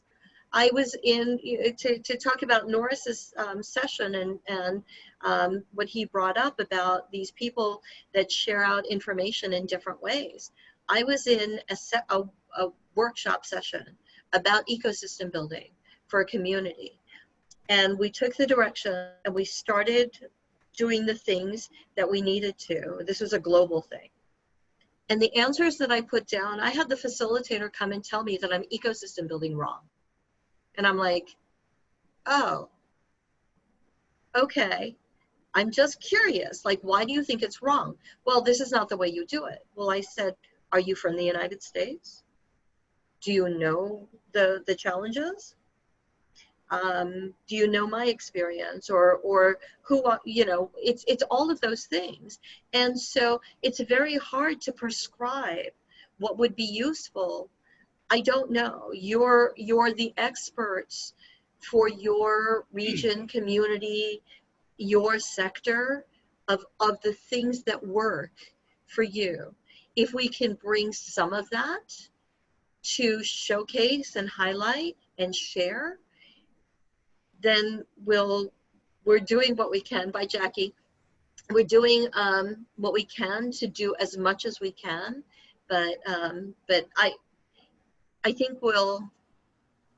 But you're on to but you're on. You just struck something really important. Is I don't want to go out. I know Michael's still there. If you remember the old Heffalump story, that people see what I'm doing must be ecosystem building, because I'm the one who needs to be in charge, or I have to be in charge.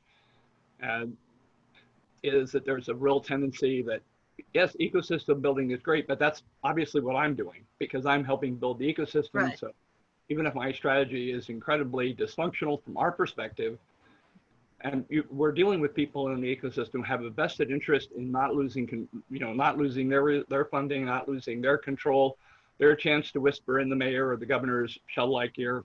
And, do we try to figure out how to retrain those folks, or do we use nukes? I mean, that's. Well, I'm not going to advocate for. Gonna listen, so I know, and I'm not going to advocate for building nukes, but how do we assess? Beth had raised a question on a couple of these calls. Is we need to get better at understanding. And some of the things that we've heard are, we just need to put a stake in the ground on this is good ecosystem building.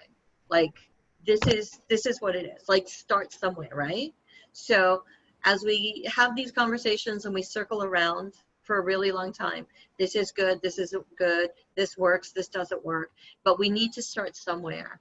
And that's why the day of the 29th is the field thing, is because I think it's time. It's like, okay, so we've been talking about this for the last couple of years. What are we doing about it? Yes, Michael. Yeah, but I think one of the challenges is that our narrative is so scattered and confusing.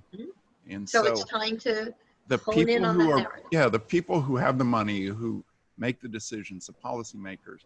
And I think there are commonalities, Cecilia. I think that when Mildred brought up about rural entrepreneurship, policymakers need to understand what's going on in rural entrepreneurship region or rural ecosystems. Yes. And I think there are a lot of commonalities, whether you're in Iowa or Southern California for that. So I think there's a lot for us to offer, but that's what they want to hear. To Scott's point, they want solutions. Right.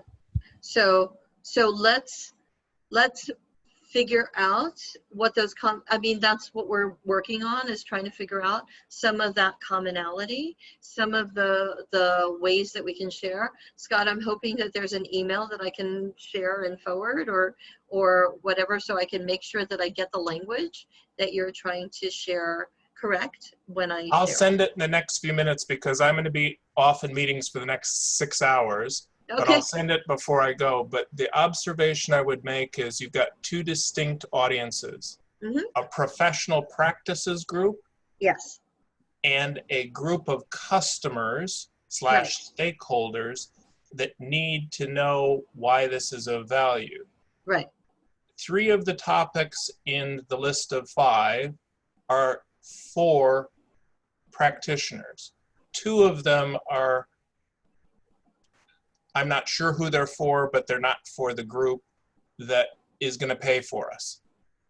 And my reason for saying right now, the survivability of this is a seminal window, not just because of COVID, but because economies are in trouble. Yes. None of the old paths are sufficient. So for the first time, people are going to stand up and go, I thought I knew what I was going to do, but now I'm in trouble. I need some help. That last part is, it's declaring you're an alcoholic after 10 years of not wanting to admit it. Now we've said it. Okay, we got a problem in Detroit. It's not just the lead in the water. Yes. What am I going to do? That's, you're absolutely spot on. We're going to do our very best to try to kind of hone in and you know, so the first time, and this is a much longer call than, and we may end up at, I don't know if I'll edit it out, I'll leave it in here. So the first meeting that I had when I came on as a consultant at Kauffman in 2018, in the fall, we were planning the 2019 summit. And we were sitting in the room, and I had this huge imposter syndrome because I came from a whole career of travel industry. And I'm sitting at the table in a boardroom at the Kauffman Foundation. And everybody's kind of introducing themselves as we're going around the table. And we're getting ready to plan this 2019 summit, and planning for these summits to take place 6, 8, 10 months in advance. And I thought, oh dear God, it's going to come to me. And I'm not the scrappy entrepreneur, ecosystem builder like Andy was. I wasn't a VC, you know, startup Silicon Valley guy, wrote a book, TED Talks like Victor was. I didn't work for the Obama campaign like Philip did. Like, it's really intimidating, let me tell you, right? So we're going around the table, and it gets to Victor, and Victor says, we're in this monumental moment in history. And when he said it then, it wasn't even as monumental as it is right now. We're at a pivotal moment in history where you're seeing the convergence of all the powers that be come up against all of these emerging equity factors, right? The Me Too movement, race equity, all of those things are coming up against what's currently standing as powerful. And the work that we're doing, it's like the Industrial Revolution or the Renaissance or whatnot. The work that we're doing, this is 20 and 30-year work. And we're not going to solve it. Yes, there you go. And that's why we'll talk about that. The work that we're doing is 20 and 30-year work, and we're not going to solve it by the next summit. And we're going to get it wrong. And I thought, dear God, check please, I'm out. Because if I'm sitting at a boardroom at the Kauffman Foundation and the Vice President of Entrepreneurship just told me that they don't have the answers and they're going to get it wrong, we're all screwed. Like, I'm going to go live in a cave somewhere because this is not good, right? And then he said, but I know that we have the best people at the table to get it right more than we're going to get it wrong. Just like on all these calls. All of you are here and adding your brain power and your energy and your efforts to this conversation. And we're going to get it right more than we're going to get it wrong. But we're going to stumble and we're not going to meet expectations and we're going to fail. But we're going to fail forward because that's what we teach. So I will tell you at that moment, I felt the biggest burden lift off of my shoulders. And I didn't feel like I was such an imposter sitting at the table. I'm older than most of the people that sat at that table. I still am. And I didn't come from the same kind of background. I was in corporate America for over 20 years. But I felt like I could contribute because if we're going to get it wrong anyway, I'm going to bring my wildest ideas and notions and dreams and all of those things so that we can get it right in a way that's equitable and open for everyone, right? So the other thing is, at the end of towards the middle of the day, I ran into Victor and I said, you know, I want to thank you because of what you said, I felt like I could actually open my mouth and say something when we were sitting there. Because it's really intimidating. And I said, the fact that you said we were getting it wrong, like that's really actually empowering in a very weird way. And he said, oh yeah, we're going to get it wrong 1,000 times. And then he leaned in and he said to me, isn't this fun? And you know what? It has been the most fun I've ever had with all of you doing some really wacky thinking, deep brain. Oh my gosh, I've learned more in the last couple of years from all of you. And I'm geeking out on books on complexity science and systems thinking. I haven't been schooling so much as when I was in school. So it's an invitation, and that's all we can do. We're in the middle of this invitation to say, come and bring your wild ideas and your hopes and your dreams, and we'll get it wrong together. So Cecilia, I would ask, back to Scott's point earlier, if you had to split up Kauffman's budget or intention, are you focusing, Kool-Aid again, more on customer acquisition or customer retention? Is the summit more for retention? And that's, I mean, you've already got us hooked. So unfortunately, in the past 2 years or so of being a consultant at the foundation, I don't know where the checkbook is either. I don't know where the answer room is, and I don't know where the checkbook is. I don't get a say in any of that. For me, as on a personal level, as an ecosystem builder, I'm just looking for more co-collaborators, right? I want to get better at this, and so it's a skill up thing for me, and I want more people understanding that this stuff is of value, and that's on a personal level. As far as the foundation is concerned, the mission of the Kauffman Foundation is to support the field of entrepreneurship. Mr. Kauffman's legacy is focused on entrepreneurship in the United States. And that's because he felt that he was a common man who got to do uncommon things. And that entrepreneurial spirit is something that he wants to empower and promote. So Yeah, that's Mr. Kauffman's legacy. I guess my point is, what Mildred said earlier, with all these workforce development people and economic development people, wow, if they could drink a little of the Kool-Aid, back to customer acquisition, if you could bring them along, then you could move Kauffman's needle much more. So last year when Dell spoke, the reason that, first of all, because Dell is one of those thought leaders and people like that, but Dell comes from an economic development background. Dell Gines, it leads the Fed. So because he comes from a very economic development background, him lending his voice to the need for thinking about ecosystem building is that message. It sounds a little woo-woo, and for a lot of economic development people, it is a little bit, kind of like hippy-dippy out there, but you need those voices. And so that's part of the call for presentations as well, is to get those people to engage.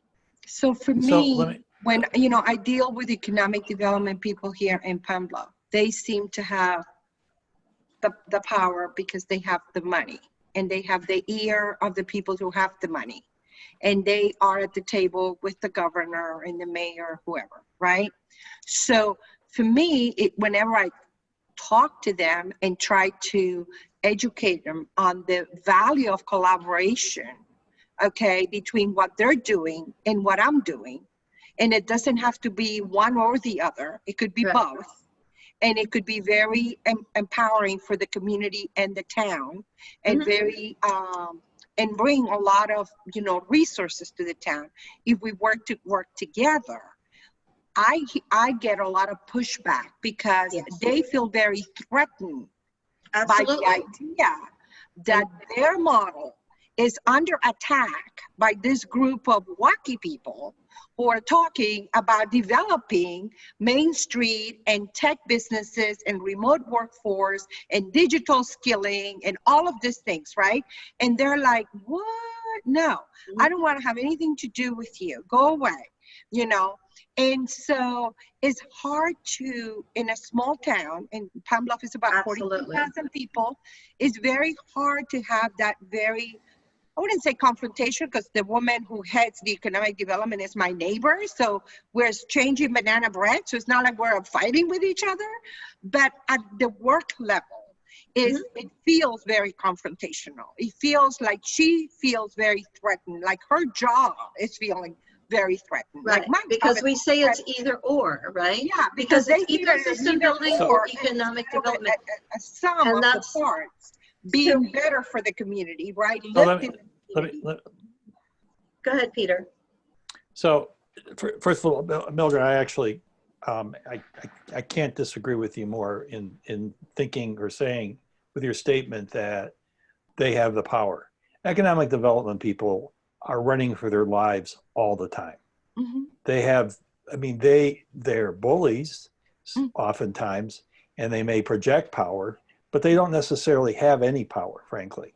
So, I think, they're living in a world, for the most part, that is how many jobs they create, how many investment dollars can they get in, how many smokestacks can they chase, and that's it. And frankly, the onesie, twosie, threesie development from entrepreneurship isn't going to get their attention. Now, to IEDC's credit, they are in the process of establishing a credential, which has been driven in large measure by these ESHIP conferences. These ESHIP conferences are essentially have been allowing Jeff Finkel and that group to validate the activity of entrepreneurship as a core function, or what can be a core function of economic developers. And they're doing this as a way of, and this credentialing as a way to do that. So, if you want to hear what some people will consider wacky, I don't. But we've been conducting these day after conversations around the country. And, these conversations we pull people together and we say, look, there's been a twin pandemic. There's COVID, and then there's these civil actions that have been taken. And how do we leverage these activities, these events, for making a course correction? And half of what I'm hearing from people is they don't like capitalism. so that capitalism is perpetuating the economic divide that we see. So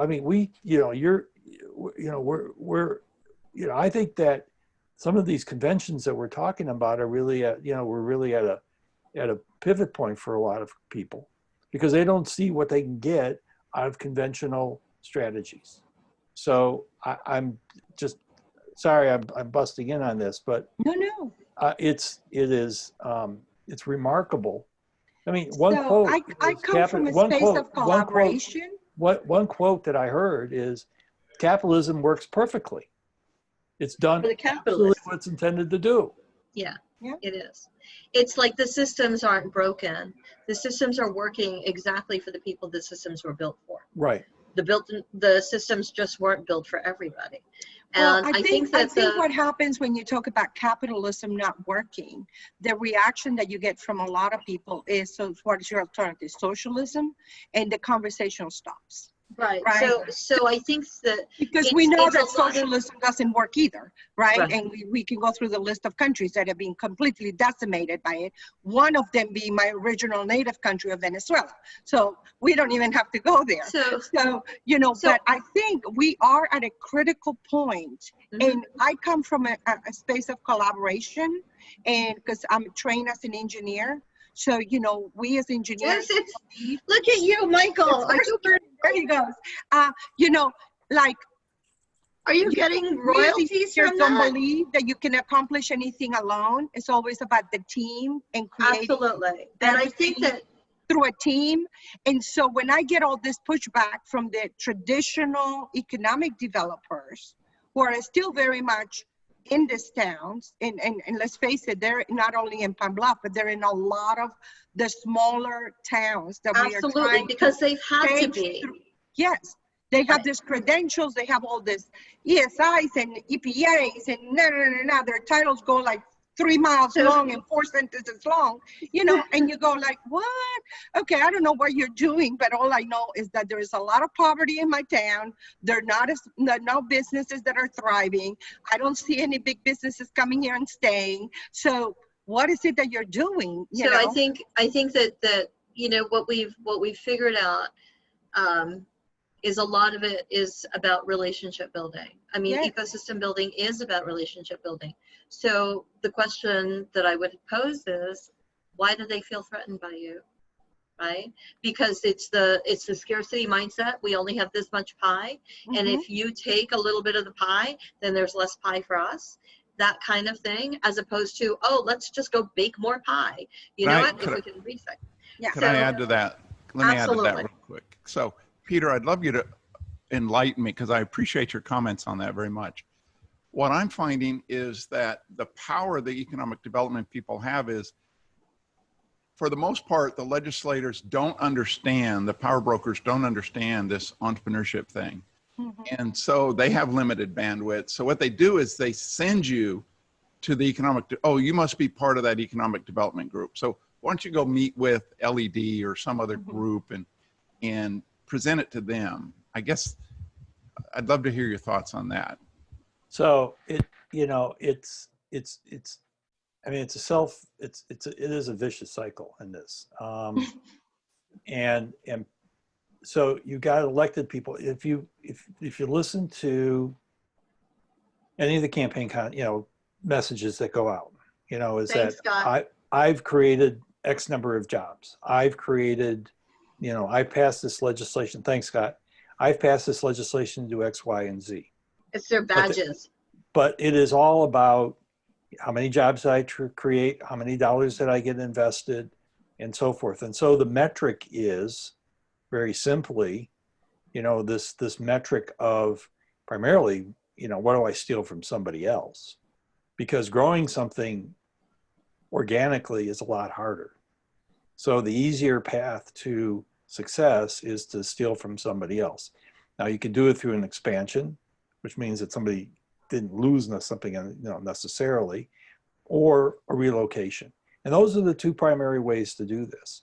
And so, when I've talked to, at least the way I've approached it in terms of an entry drug on this is around retention, and especially in terms of things like employee ownership of businesses.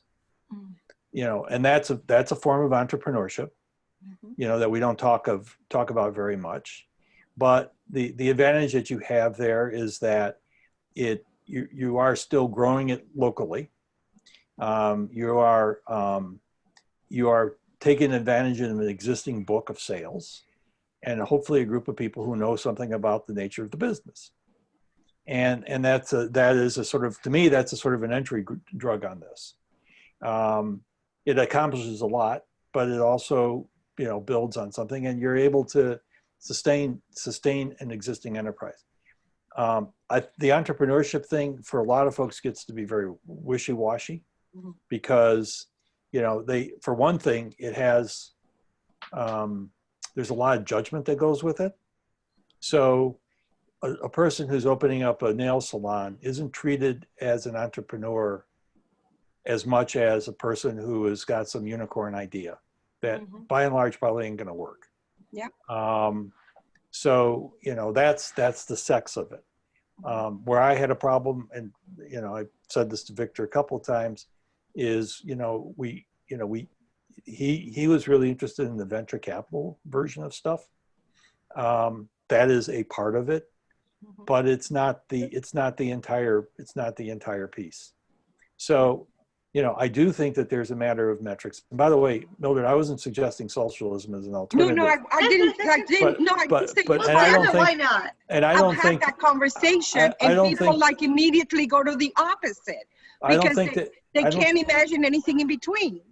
No, I understand, but I also hear folks say that that a persistent pattern of favoring a particular model has left a large part of the population excluded. It is. It's hey, Peter, can I interrupt just for a moment? Sure. And I think it's as important for Cecilia to hear. That's the first time I've heard anyone bring this up, but it's central to everything we're doing, and that is that capitalism debate. And you saying that you're hearing it, that never came up at a previous summit. It'd be great to have one of those conversations as part of the summit. Well, I'm having a lot of them, and Celia knows about this. Yes. So we've launched this, and Celia, I was going to say, I'll put this in Slack to invite people to do this, but we've invited people to come forward, and we're happy to engage in a local conversation by Zoom with people in the community or across community. So we just did one with National Urban League and a dozen Urban Leagues affiliates around the country to talk about, you know, imagining, or, you know, how can you leverage what's happened this spring and summer as you know, to make a course correction, and what does that course correction look like? So Louisville, for instance, came up with a very direct statement of, these are the things that we want to see accomplished in Louisville. And by the way, these aren't negotiable, folks. I mean, these are tangible outcomes that we want to see made, and we're not done with this list until we're done. And so we were engaging communities around this. We don't have funding for this yet, but so we're just doing this bootstrapping. But we just did one with Louisville. We did two in Charlotte. We did one with disability organizations around the country, and it's fascinating. We're going to do one in rural Nebraska. Actually, we just nailed that down. And the idea is to get people to start coming forward with their ideas, mainly so that they can use that internally for their own actions. And to the extent that we can, we want to support them. But what we would love to have is, like, since we don't have funding, is some other institutional partner like a university and so forth who can pick up what we're hearing, and they can start to move forward. We just help to sort of facilitate the process. I think that the model that Peter is talking about, that's a model that can be scaled and replicated, right? So sharing that as a tool becomes something. So getting to Scott's quest for what can we use? Like, you need the solution, Mildred. So Peter's solution in the iteration that he's using it for may not work specifically, but it could be modified and scaled and shared so that you can replicate. So things like that, where we're able to learn from each other. That's why some of these gold calls eventually, what we're seeing is that this is the conversation that needs to be had, right? So this is coming together, problem solving, iterating, ideating, rehashing, venting, right? That's also a sense of community. But being able to do that with other people that may be experiencing some challenges like you, or just, you know, getting together as a community, that's a really important role of community. It's the relationship building and it's the knowledge sharing. So all of those things that if we can do, I love what Peter talked about retention. That was my metric. So everybody asks about metrics, you know, ecosystem building, it's hard. The whole sustainable work call last time, we talked about the importance of metrics, but we don't have metrics for ecosystem building. And their solution is, well, you know what? Let's just create some and put a stake in the ground and start measuring and then start amplifying. That's why you need the goal 6 call, right? The universal support. And then you need the goal 4 people who are all about connected networks to amplify the message. You need the shared vision call so that you get people that are talking about a combined, aligned mission, vision, all those things. But Cecilia, I don't want to lose the point. I think Peter's nailed something here with this capitalism. If capitalism is bad and entrepreneurship is associated with capitalism, then we have a problem. And if we have a problem, what's the Band-Aid? Well, let's call it social entrepreneurship. But we haven't heard enough from my Venezuelan friends or from Mildred. We haven't heard enough of this. Maybe this is a conversation that the summit should take on. You know what I mean? Maybe this conversation needs to be expanded and we can solve a problem in a panel of people like Peter and Mildred. Perhaps. That's that going to be, Peter, I think that's going to be, I think Michael is looking for fireworks. Michael's always looking for fireworks. We like to stoke that fire. Yeah. And Mildred, my PhD is industrial engineering. Oh, well, good. I don't have a PhD. I just have a mechanical engineering degree. So, but I've worked in I worked in oil production and I'm electrical engineering, a bunch of engineers. Oh my gosh. It's just, all of you. I was a philosophy major. I think as someone who's, studied systems and being involved in designing systems and in executing the designs and implementing the designs in particular industries, I know for a fact, that no system is perfect, right? So this whole idea of burning down the system because it's not working for some, to me is a little bit nuts. Just, I'm putting it out there. I'm sorry. I'm aging myself here, maybe. I'm dating myself here. I just think that we need to look for ways of reforming and improving the system, and I'm all for that. And I'm also looking at what are things from other systems that we can adapt and import, if you will, and adapt to the system that we have. And so, when I talk to a lot of young people, through my daughter, who is in that age, and they're all starting things, and they're all call me because they think I have some kind of magical formula for them to be successful in their business, which of course I very quickly dispel that idea, because if I did, I would not be sitting here probably today. I would be typing some laptop from the Bahamas. Yeah, so I always said to them, I said, it's not about burning something that you think doesn't work. It's about studying what you have and figuring out what is it that doesn't work and how can I improve that? How can I make it work? As it comes from that value engineering mindset of, everything can be improved. Everything can be made better. The challenge is and my son will be 25 this year. So a lot of the challenge is that every time they try to work on improving, the powers that be push back and they block, right, anything to happen. So it happens around political parties, it happens around all those things. So they just want to burn it down and start from scratch because they're tired of fighting the friction. And I can't blame them. You know what? If I had the youth to be able to play the long game, I may go for that model, but I don't have that luxury. So I understand the notion. The other thing is when you talk about collaborating in order to get to the more inclusive model of entrepreneurship, sometimes what you hear is that all those people that are pushing back against you, right? Because they feel like you're just trying to dismantle all the things that they've worked hard to build.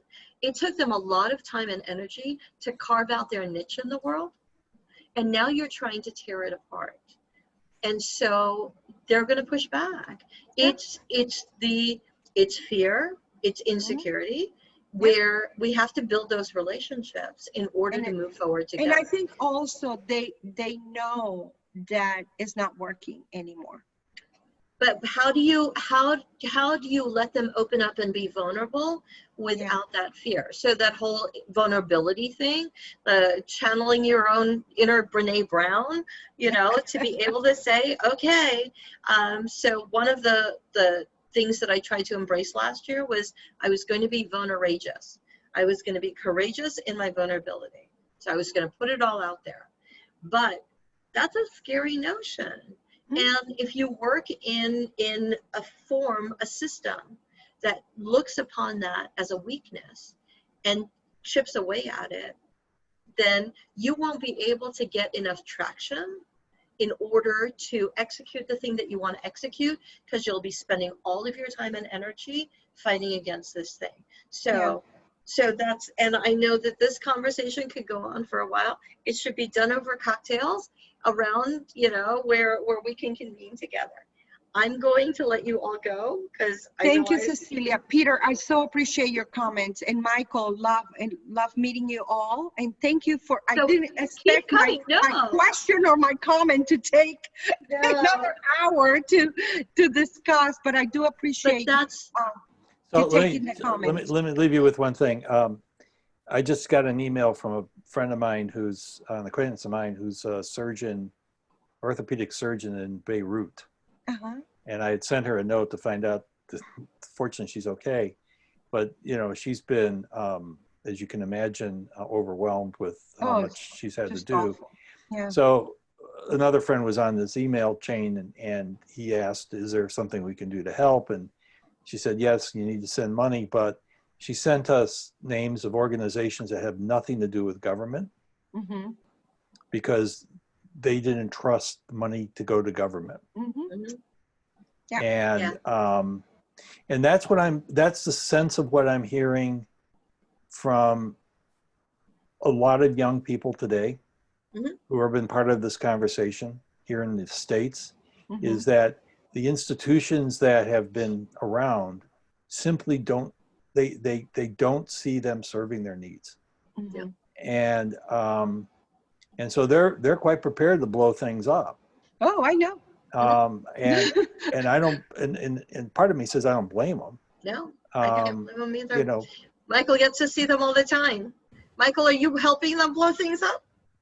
No, I'm gonna push back a little bit and say the challenge is the people, most of the people, or at least many of the people that want to blow it up are clueless, right? They're young and uneducated. They're uninformed.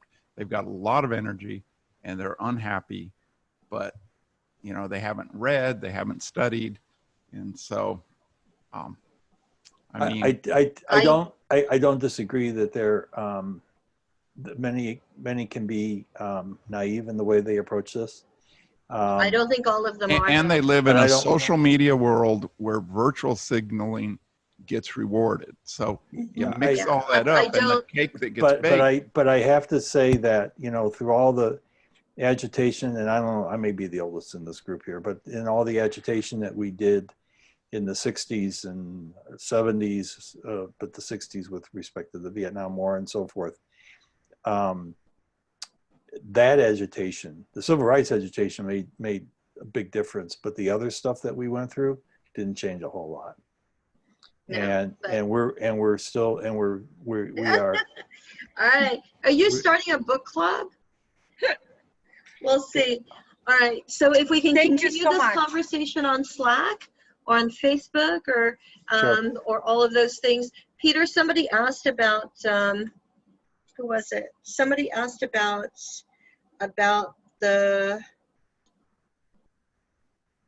some economic development stuff, and then I pointed to you, and so they are, so Eric runs Whitmore, who you know, doing some visiting on some traditional economic development folks.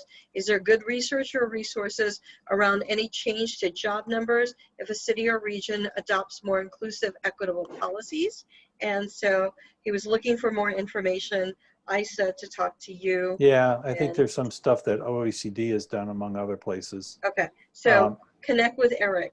I'm going to leave that. All right. Yeah, and then by the way, Mark Roberts we're going to do something with Mark in Prince George's County. We're going to do a day after. Okay, we will be talking. You and I will touch base at the end of the week.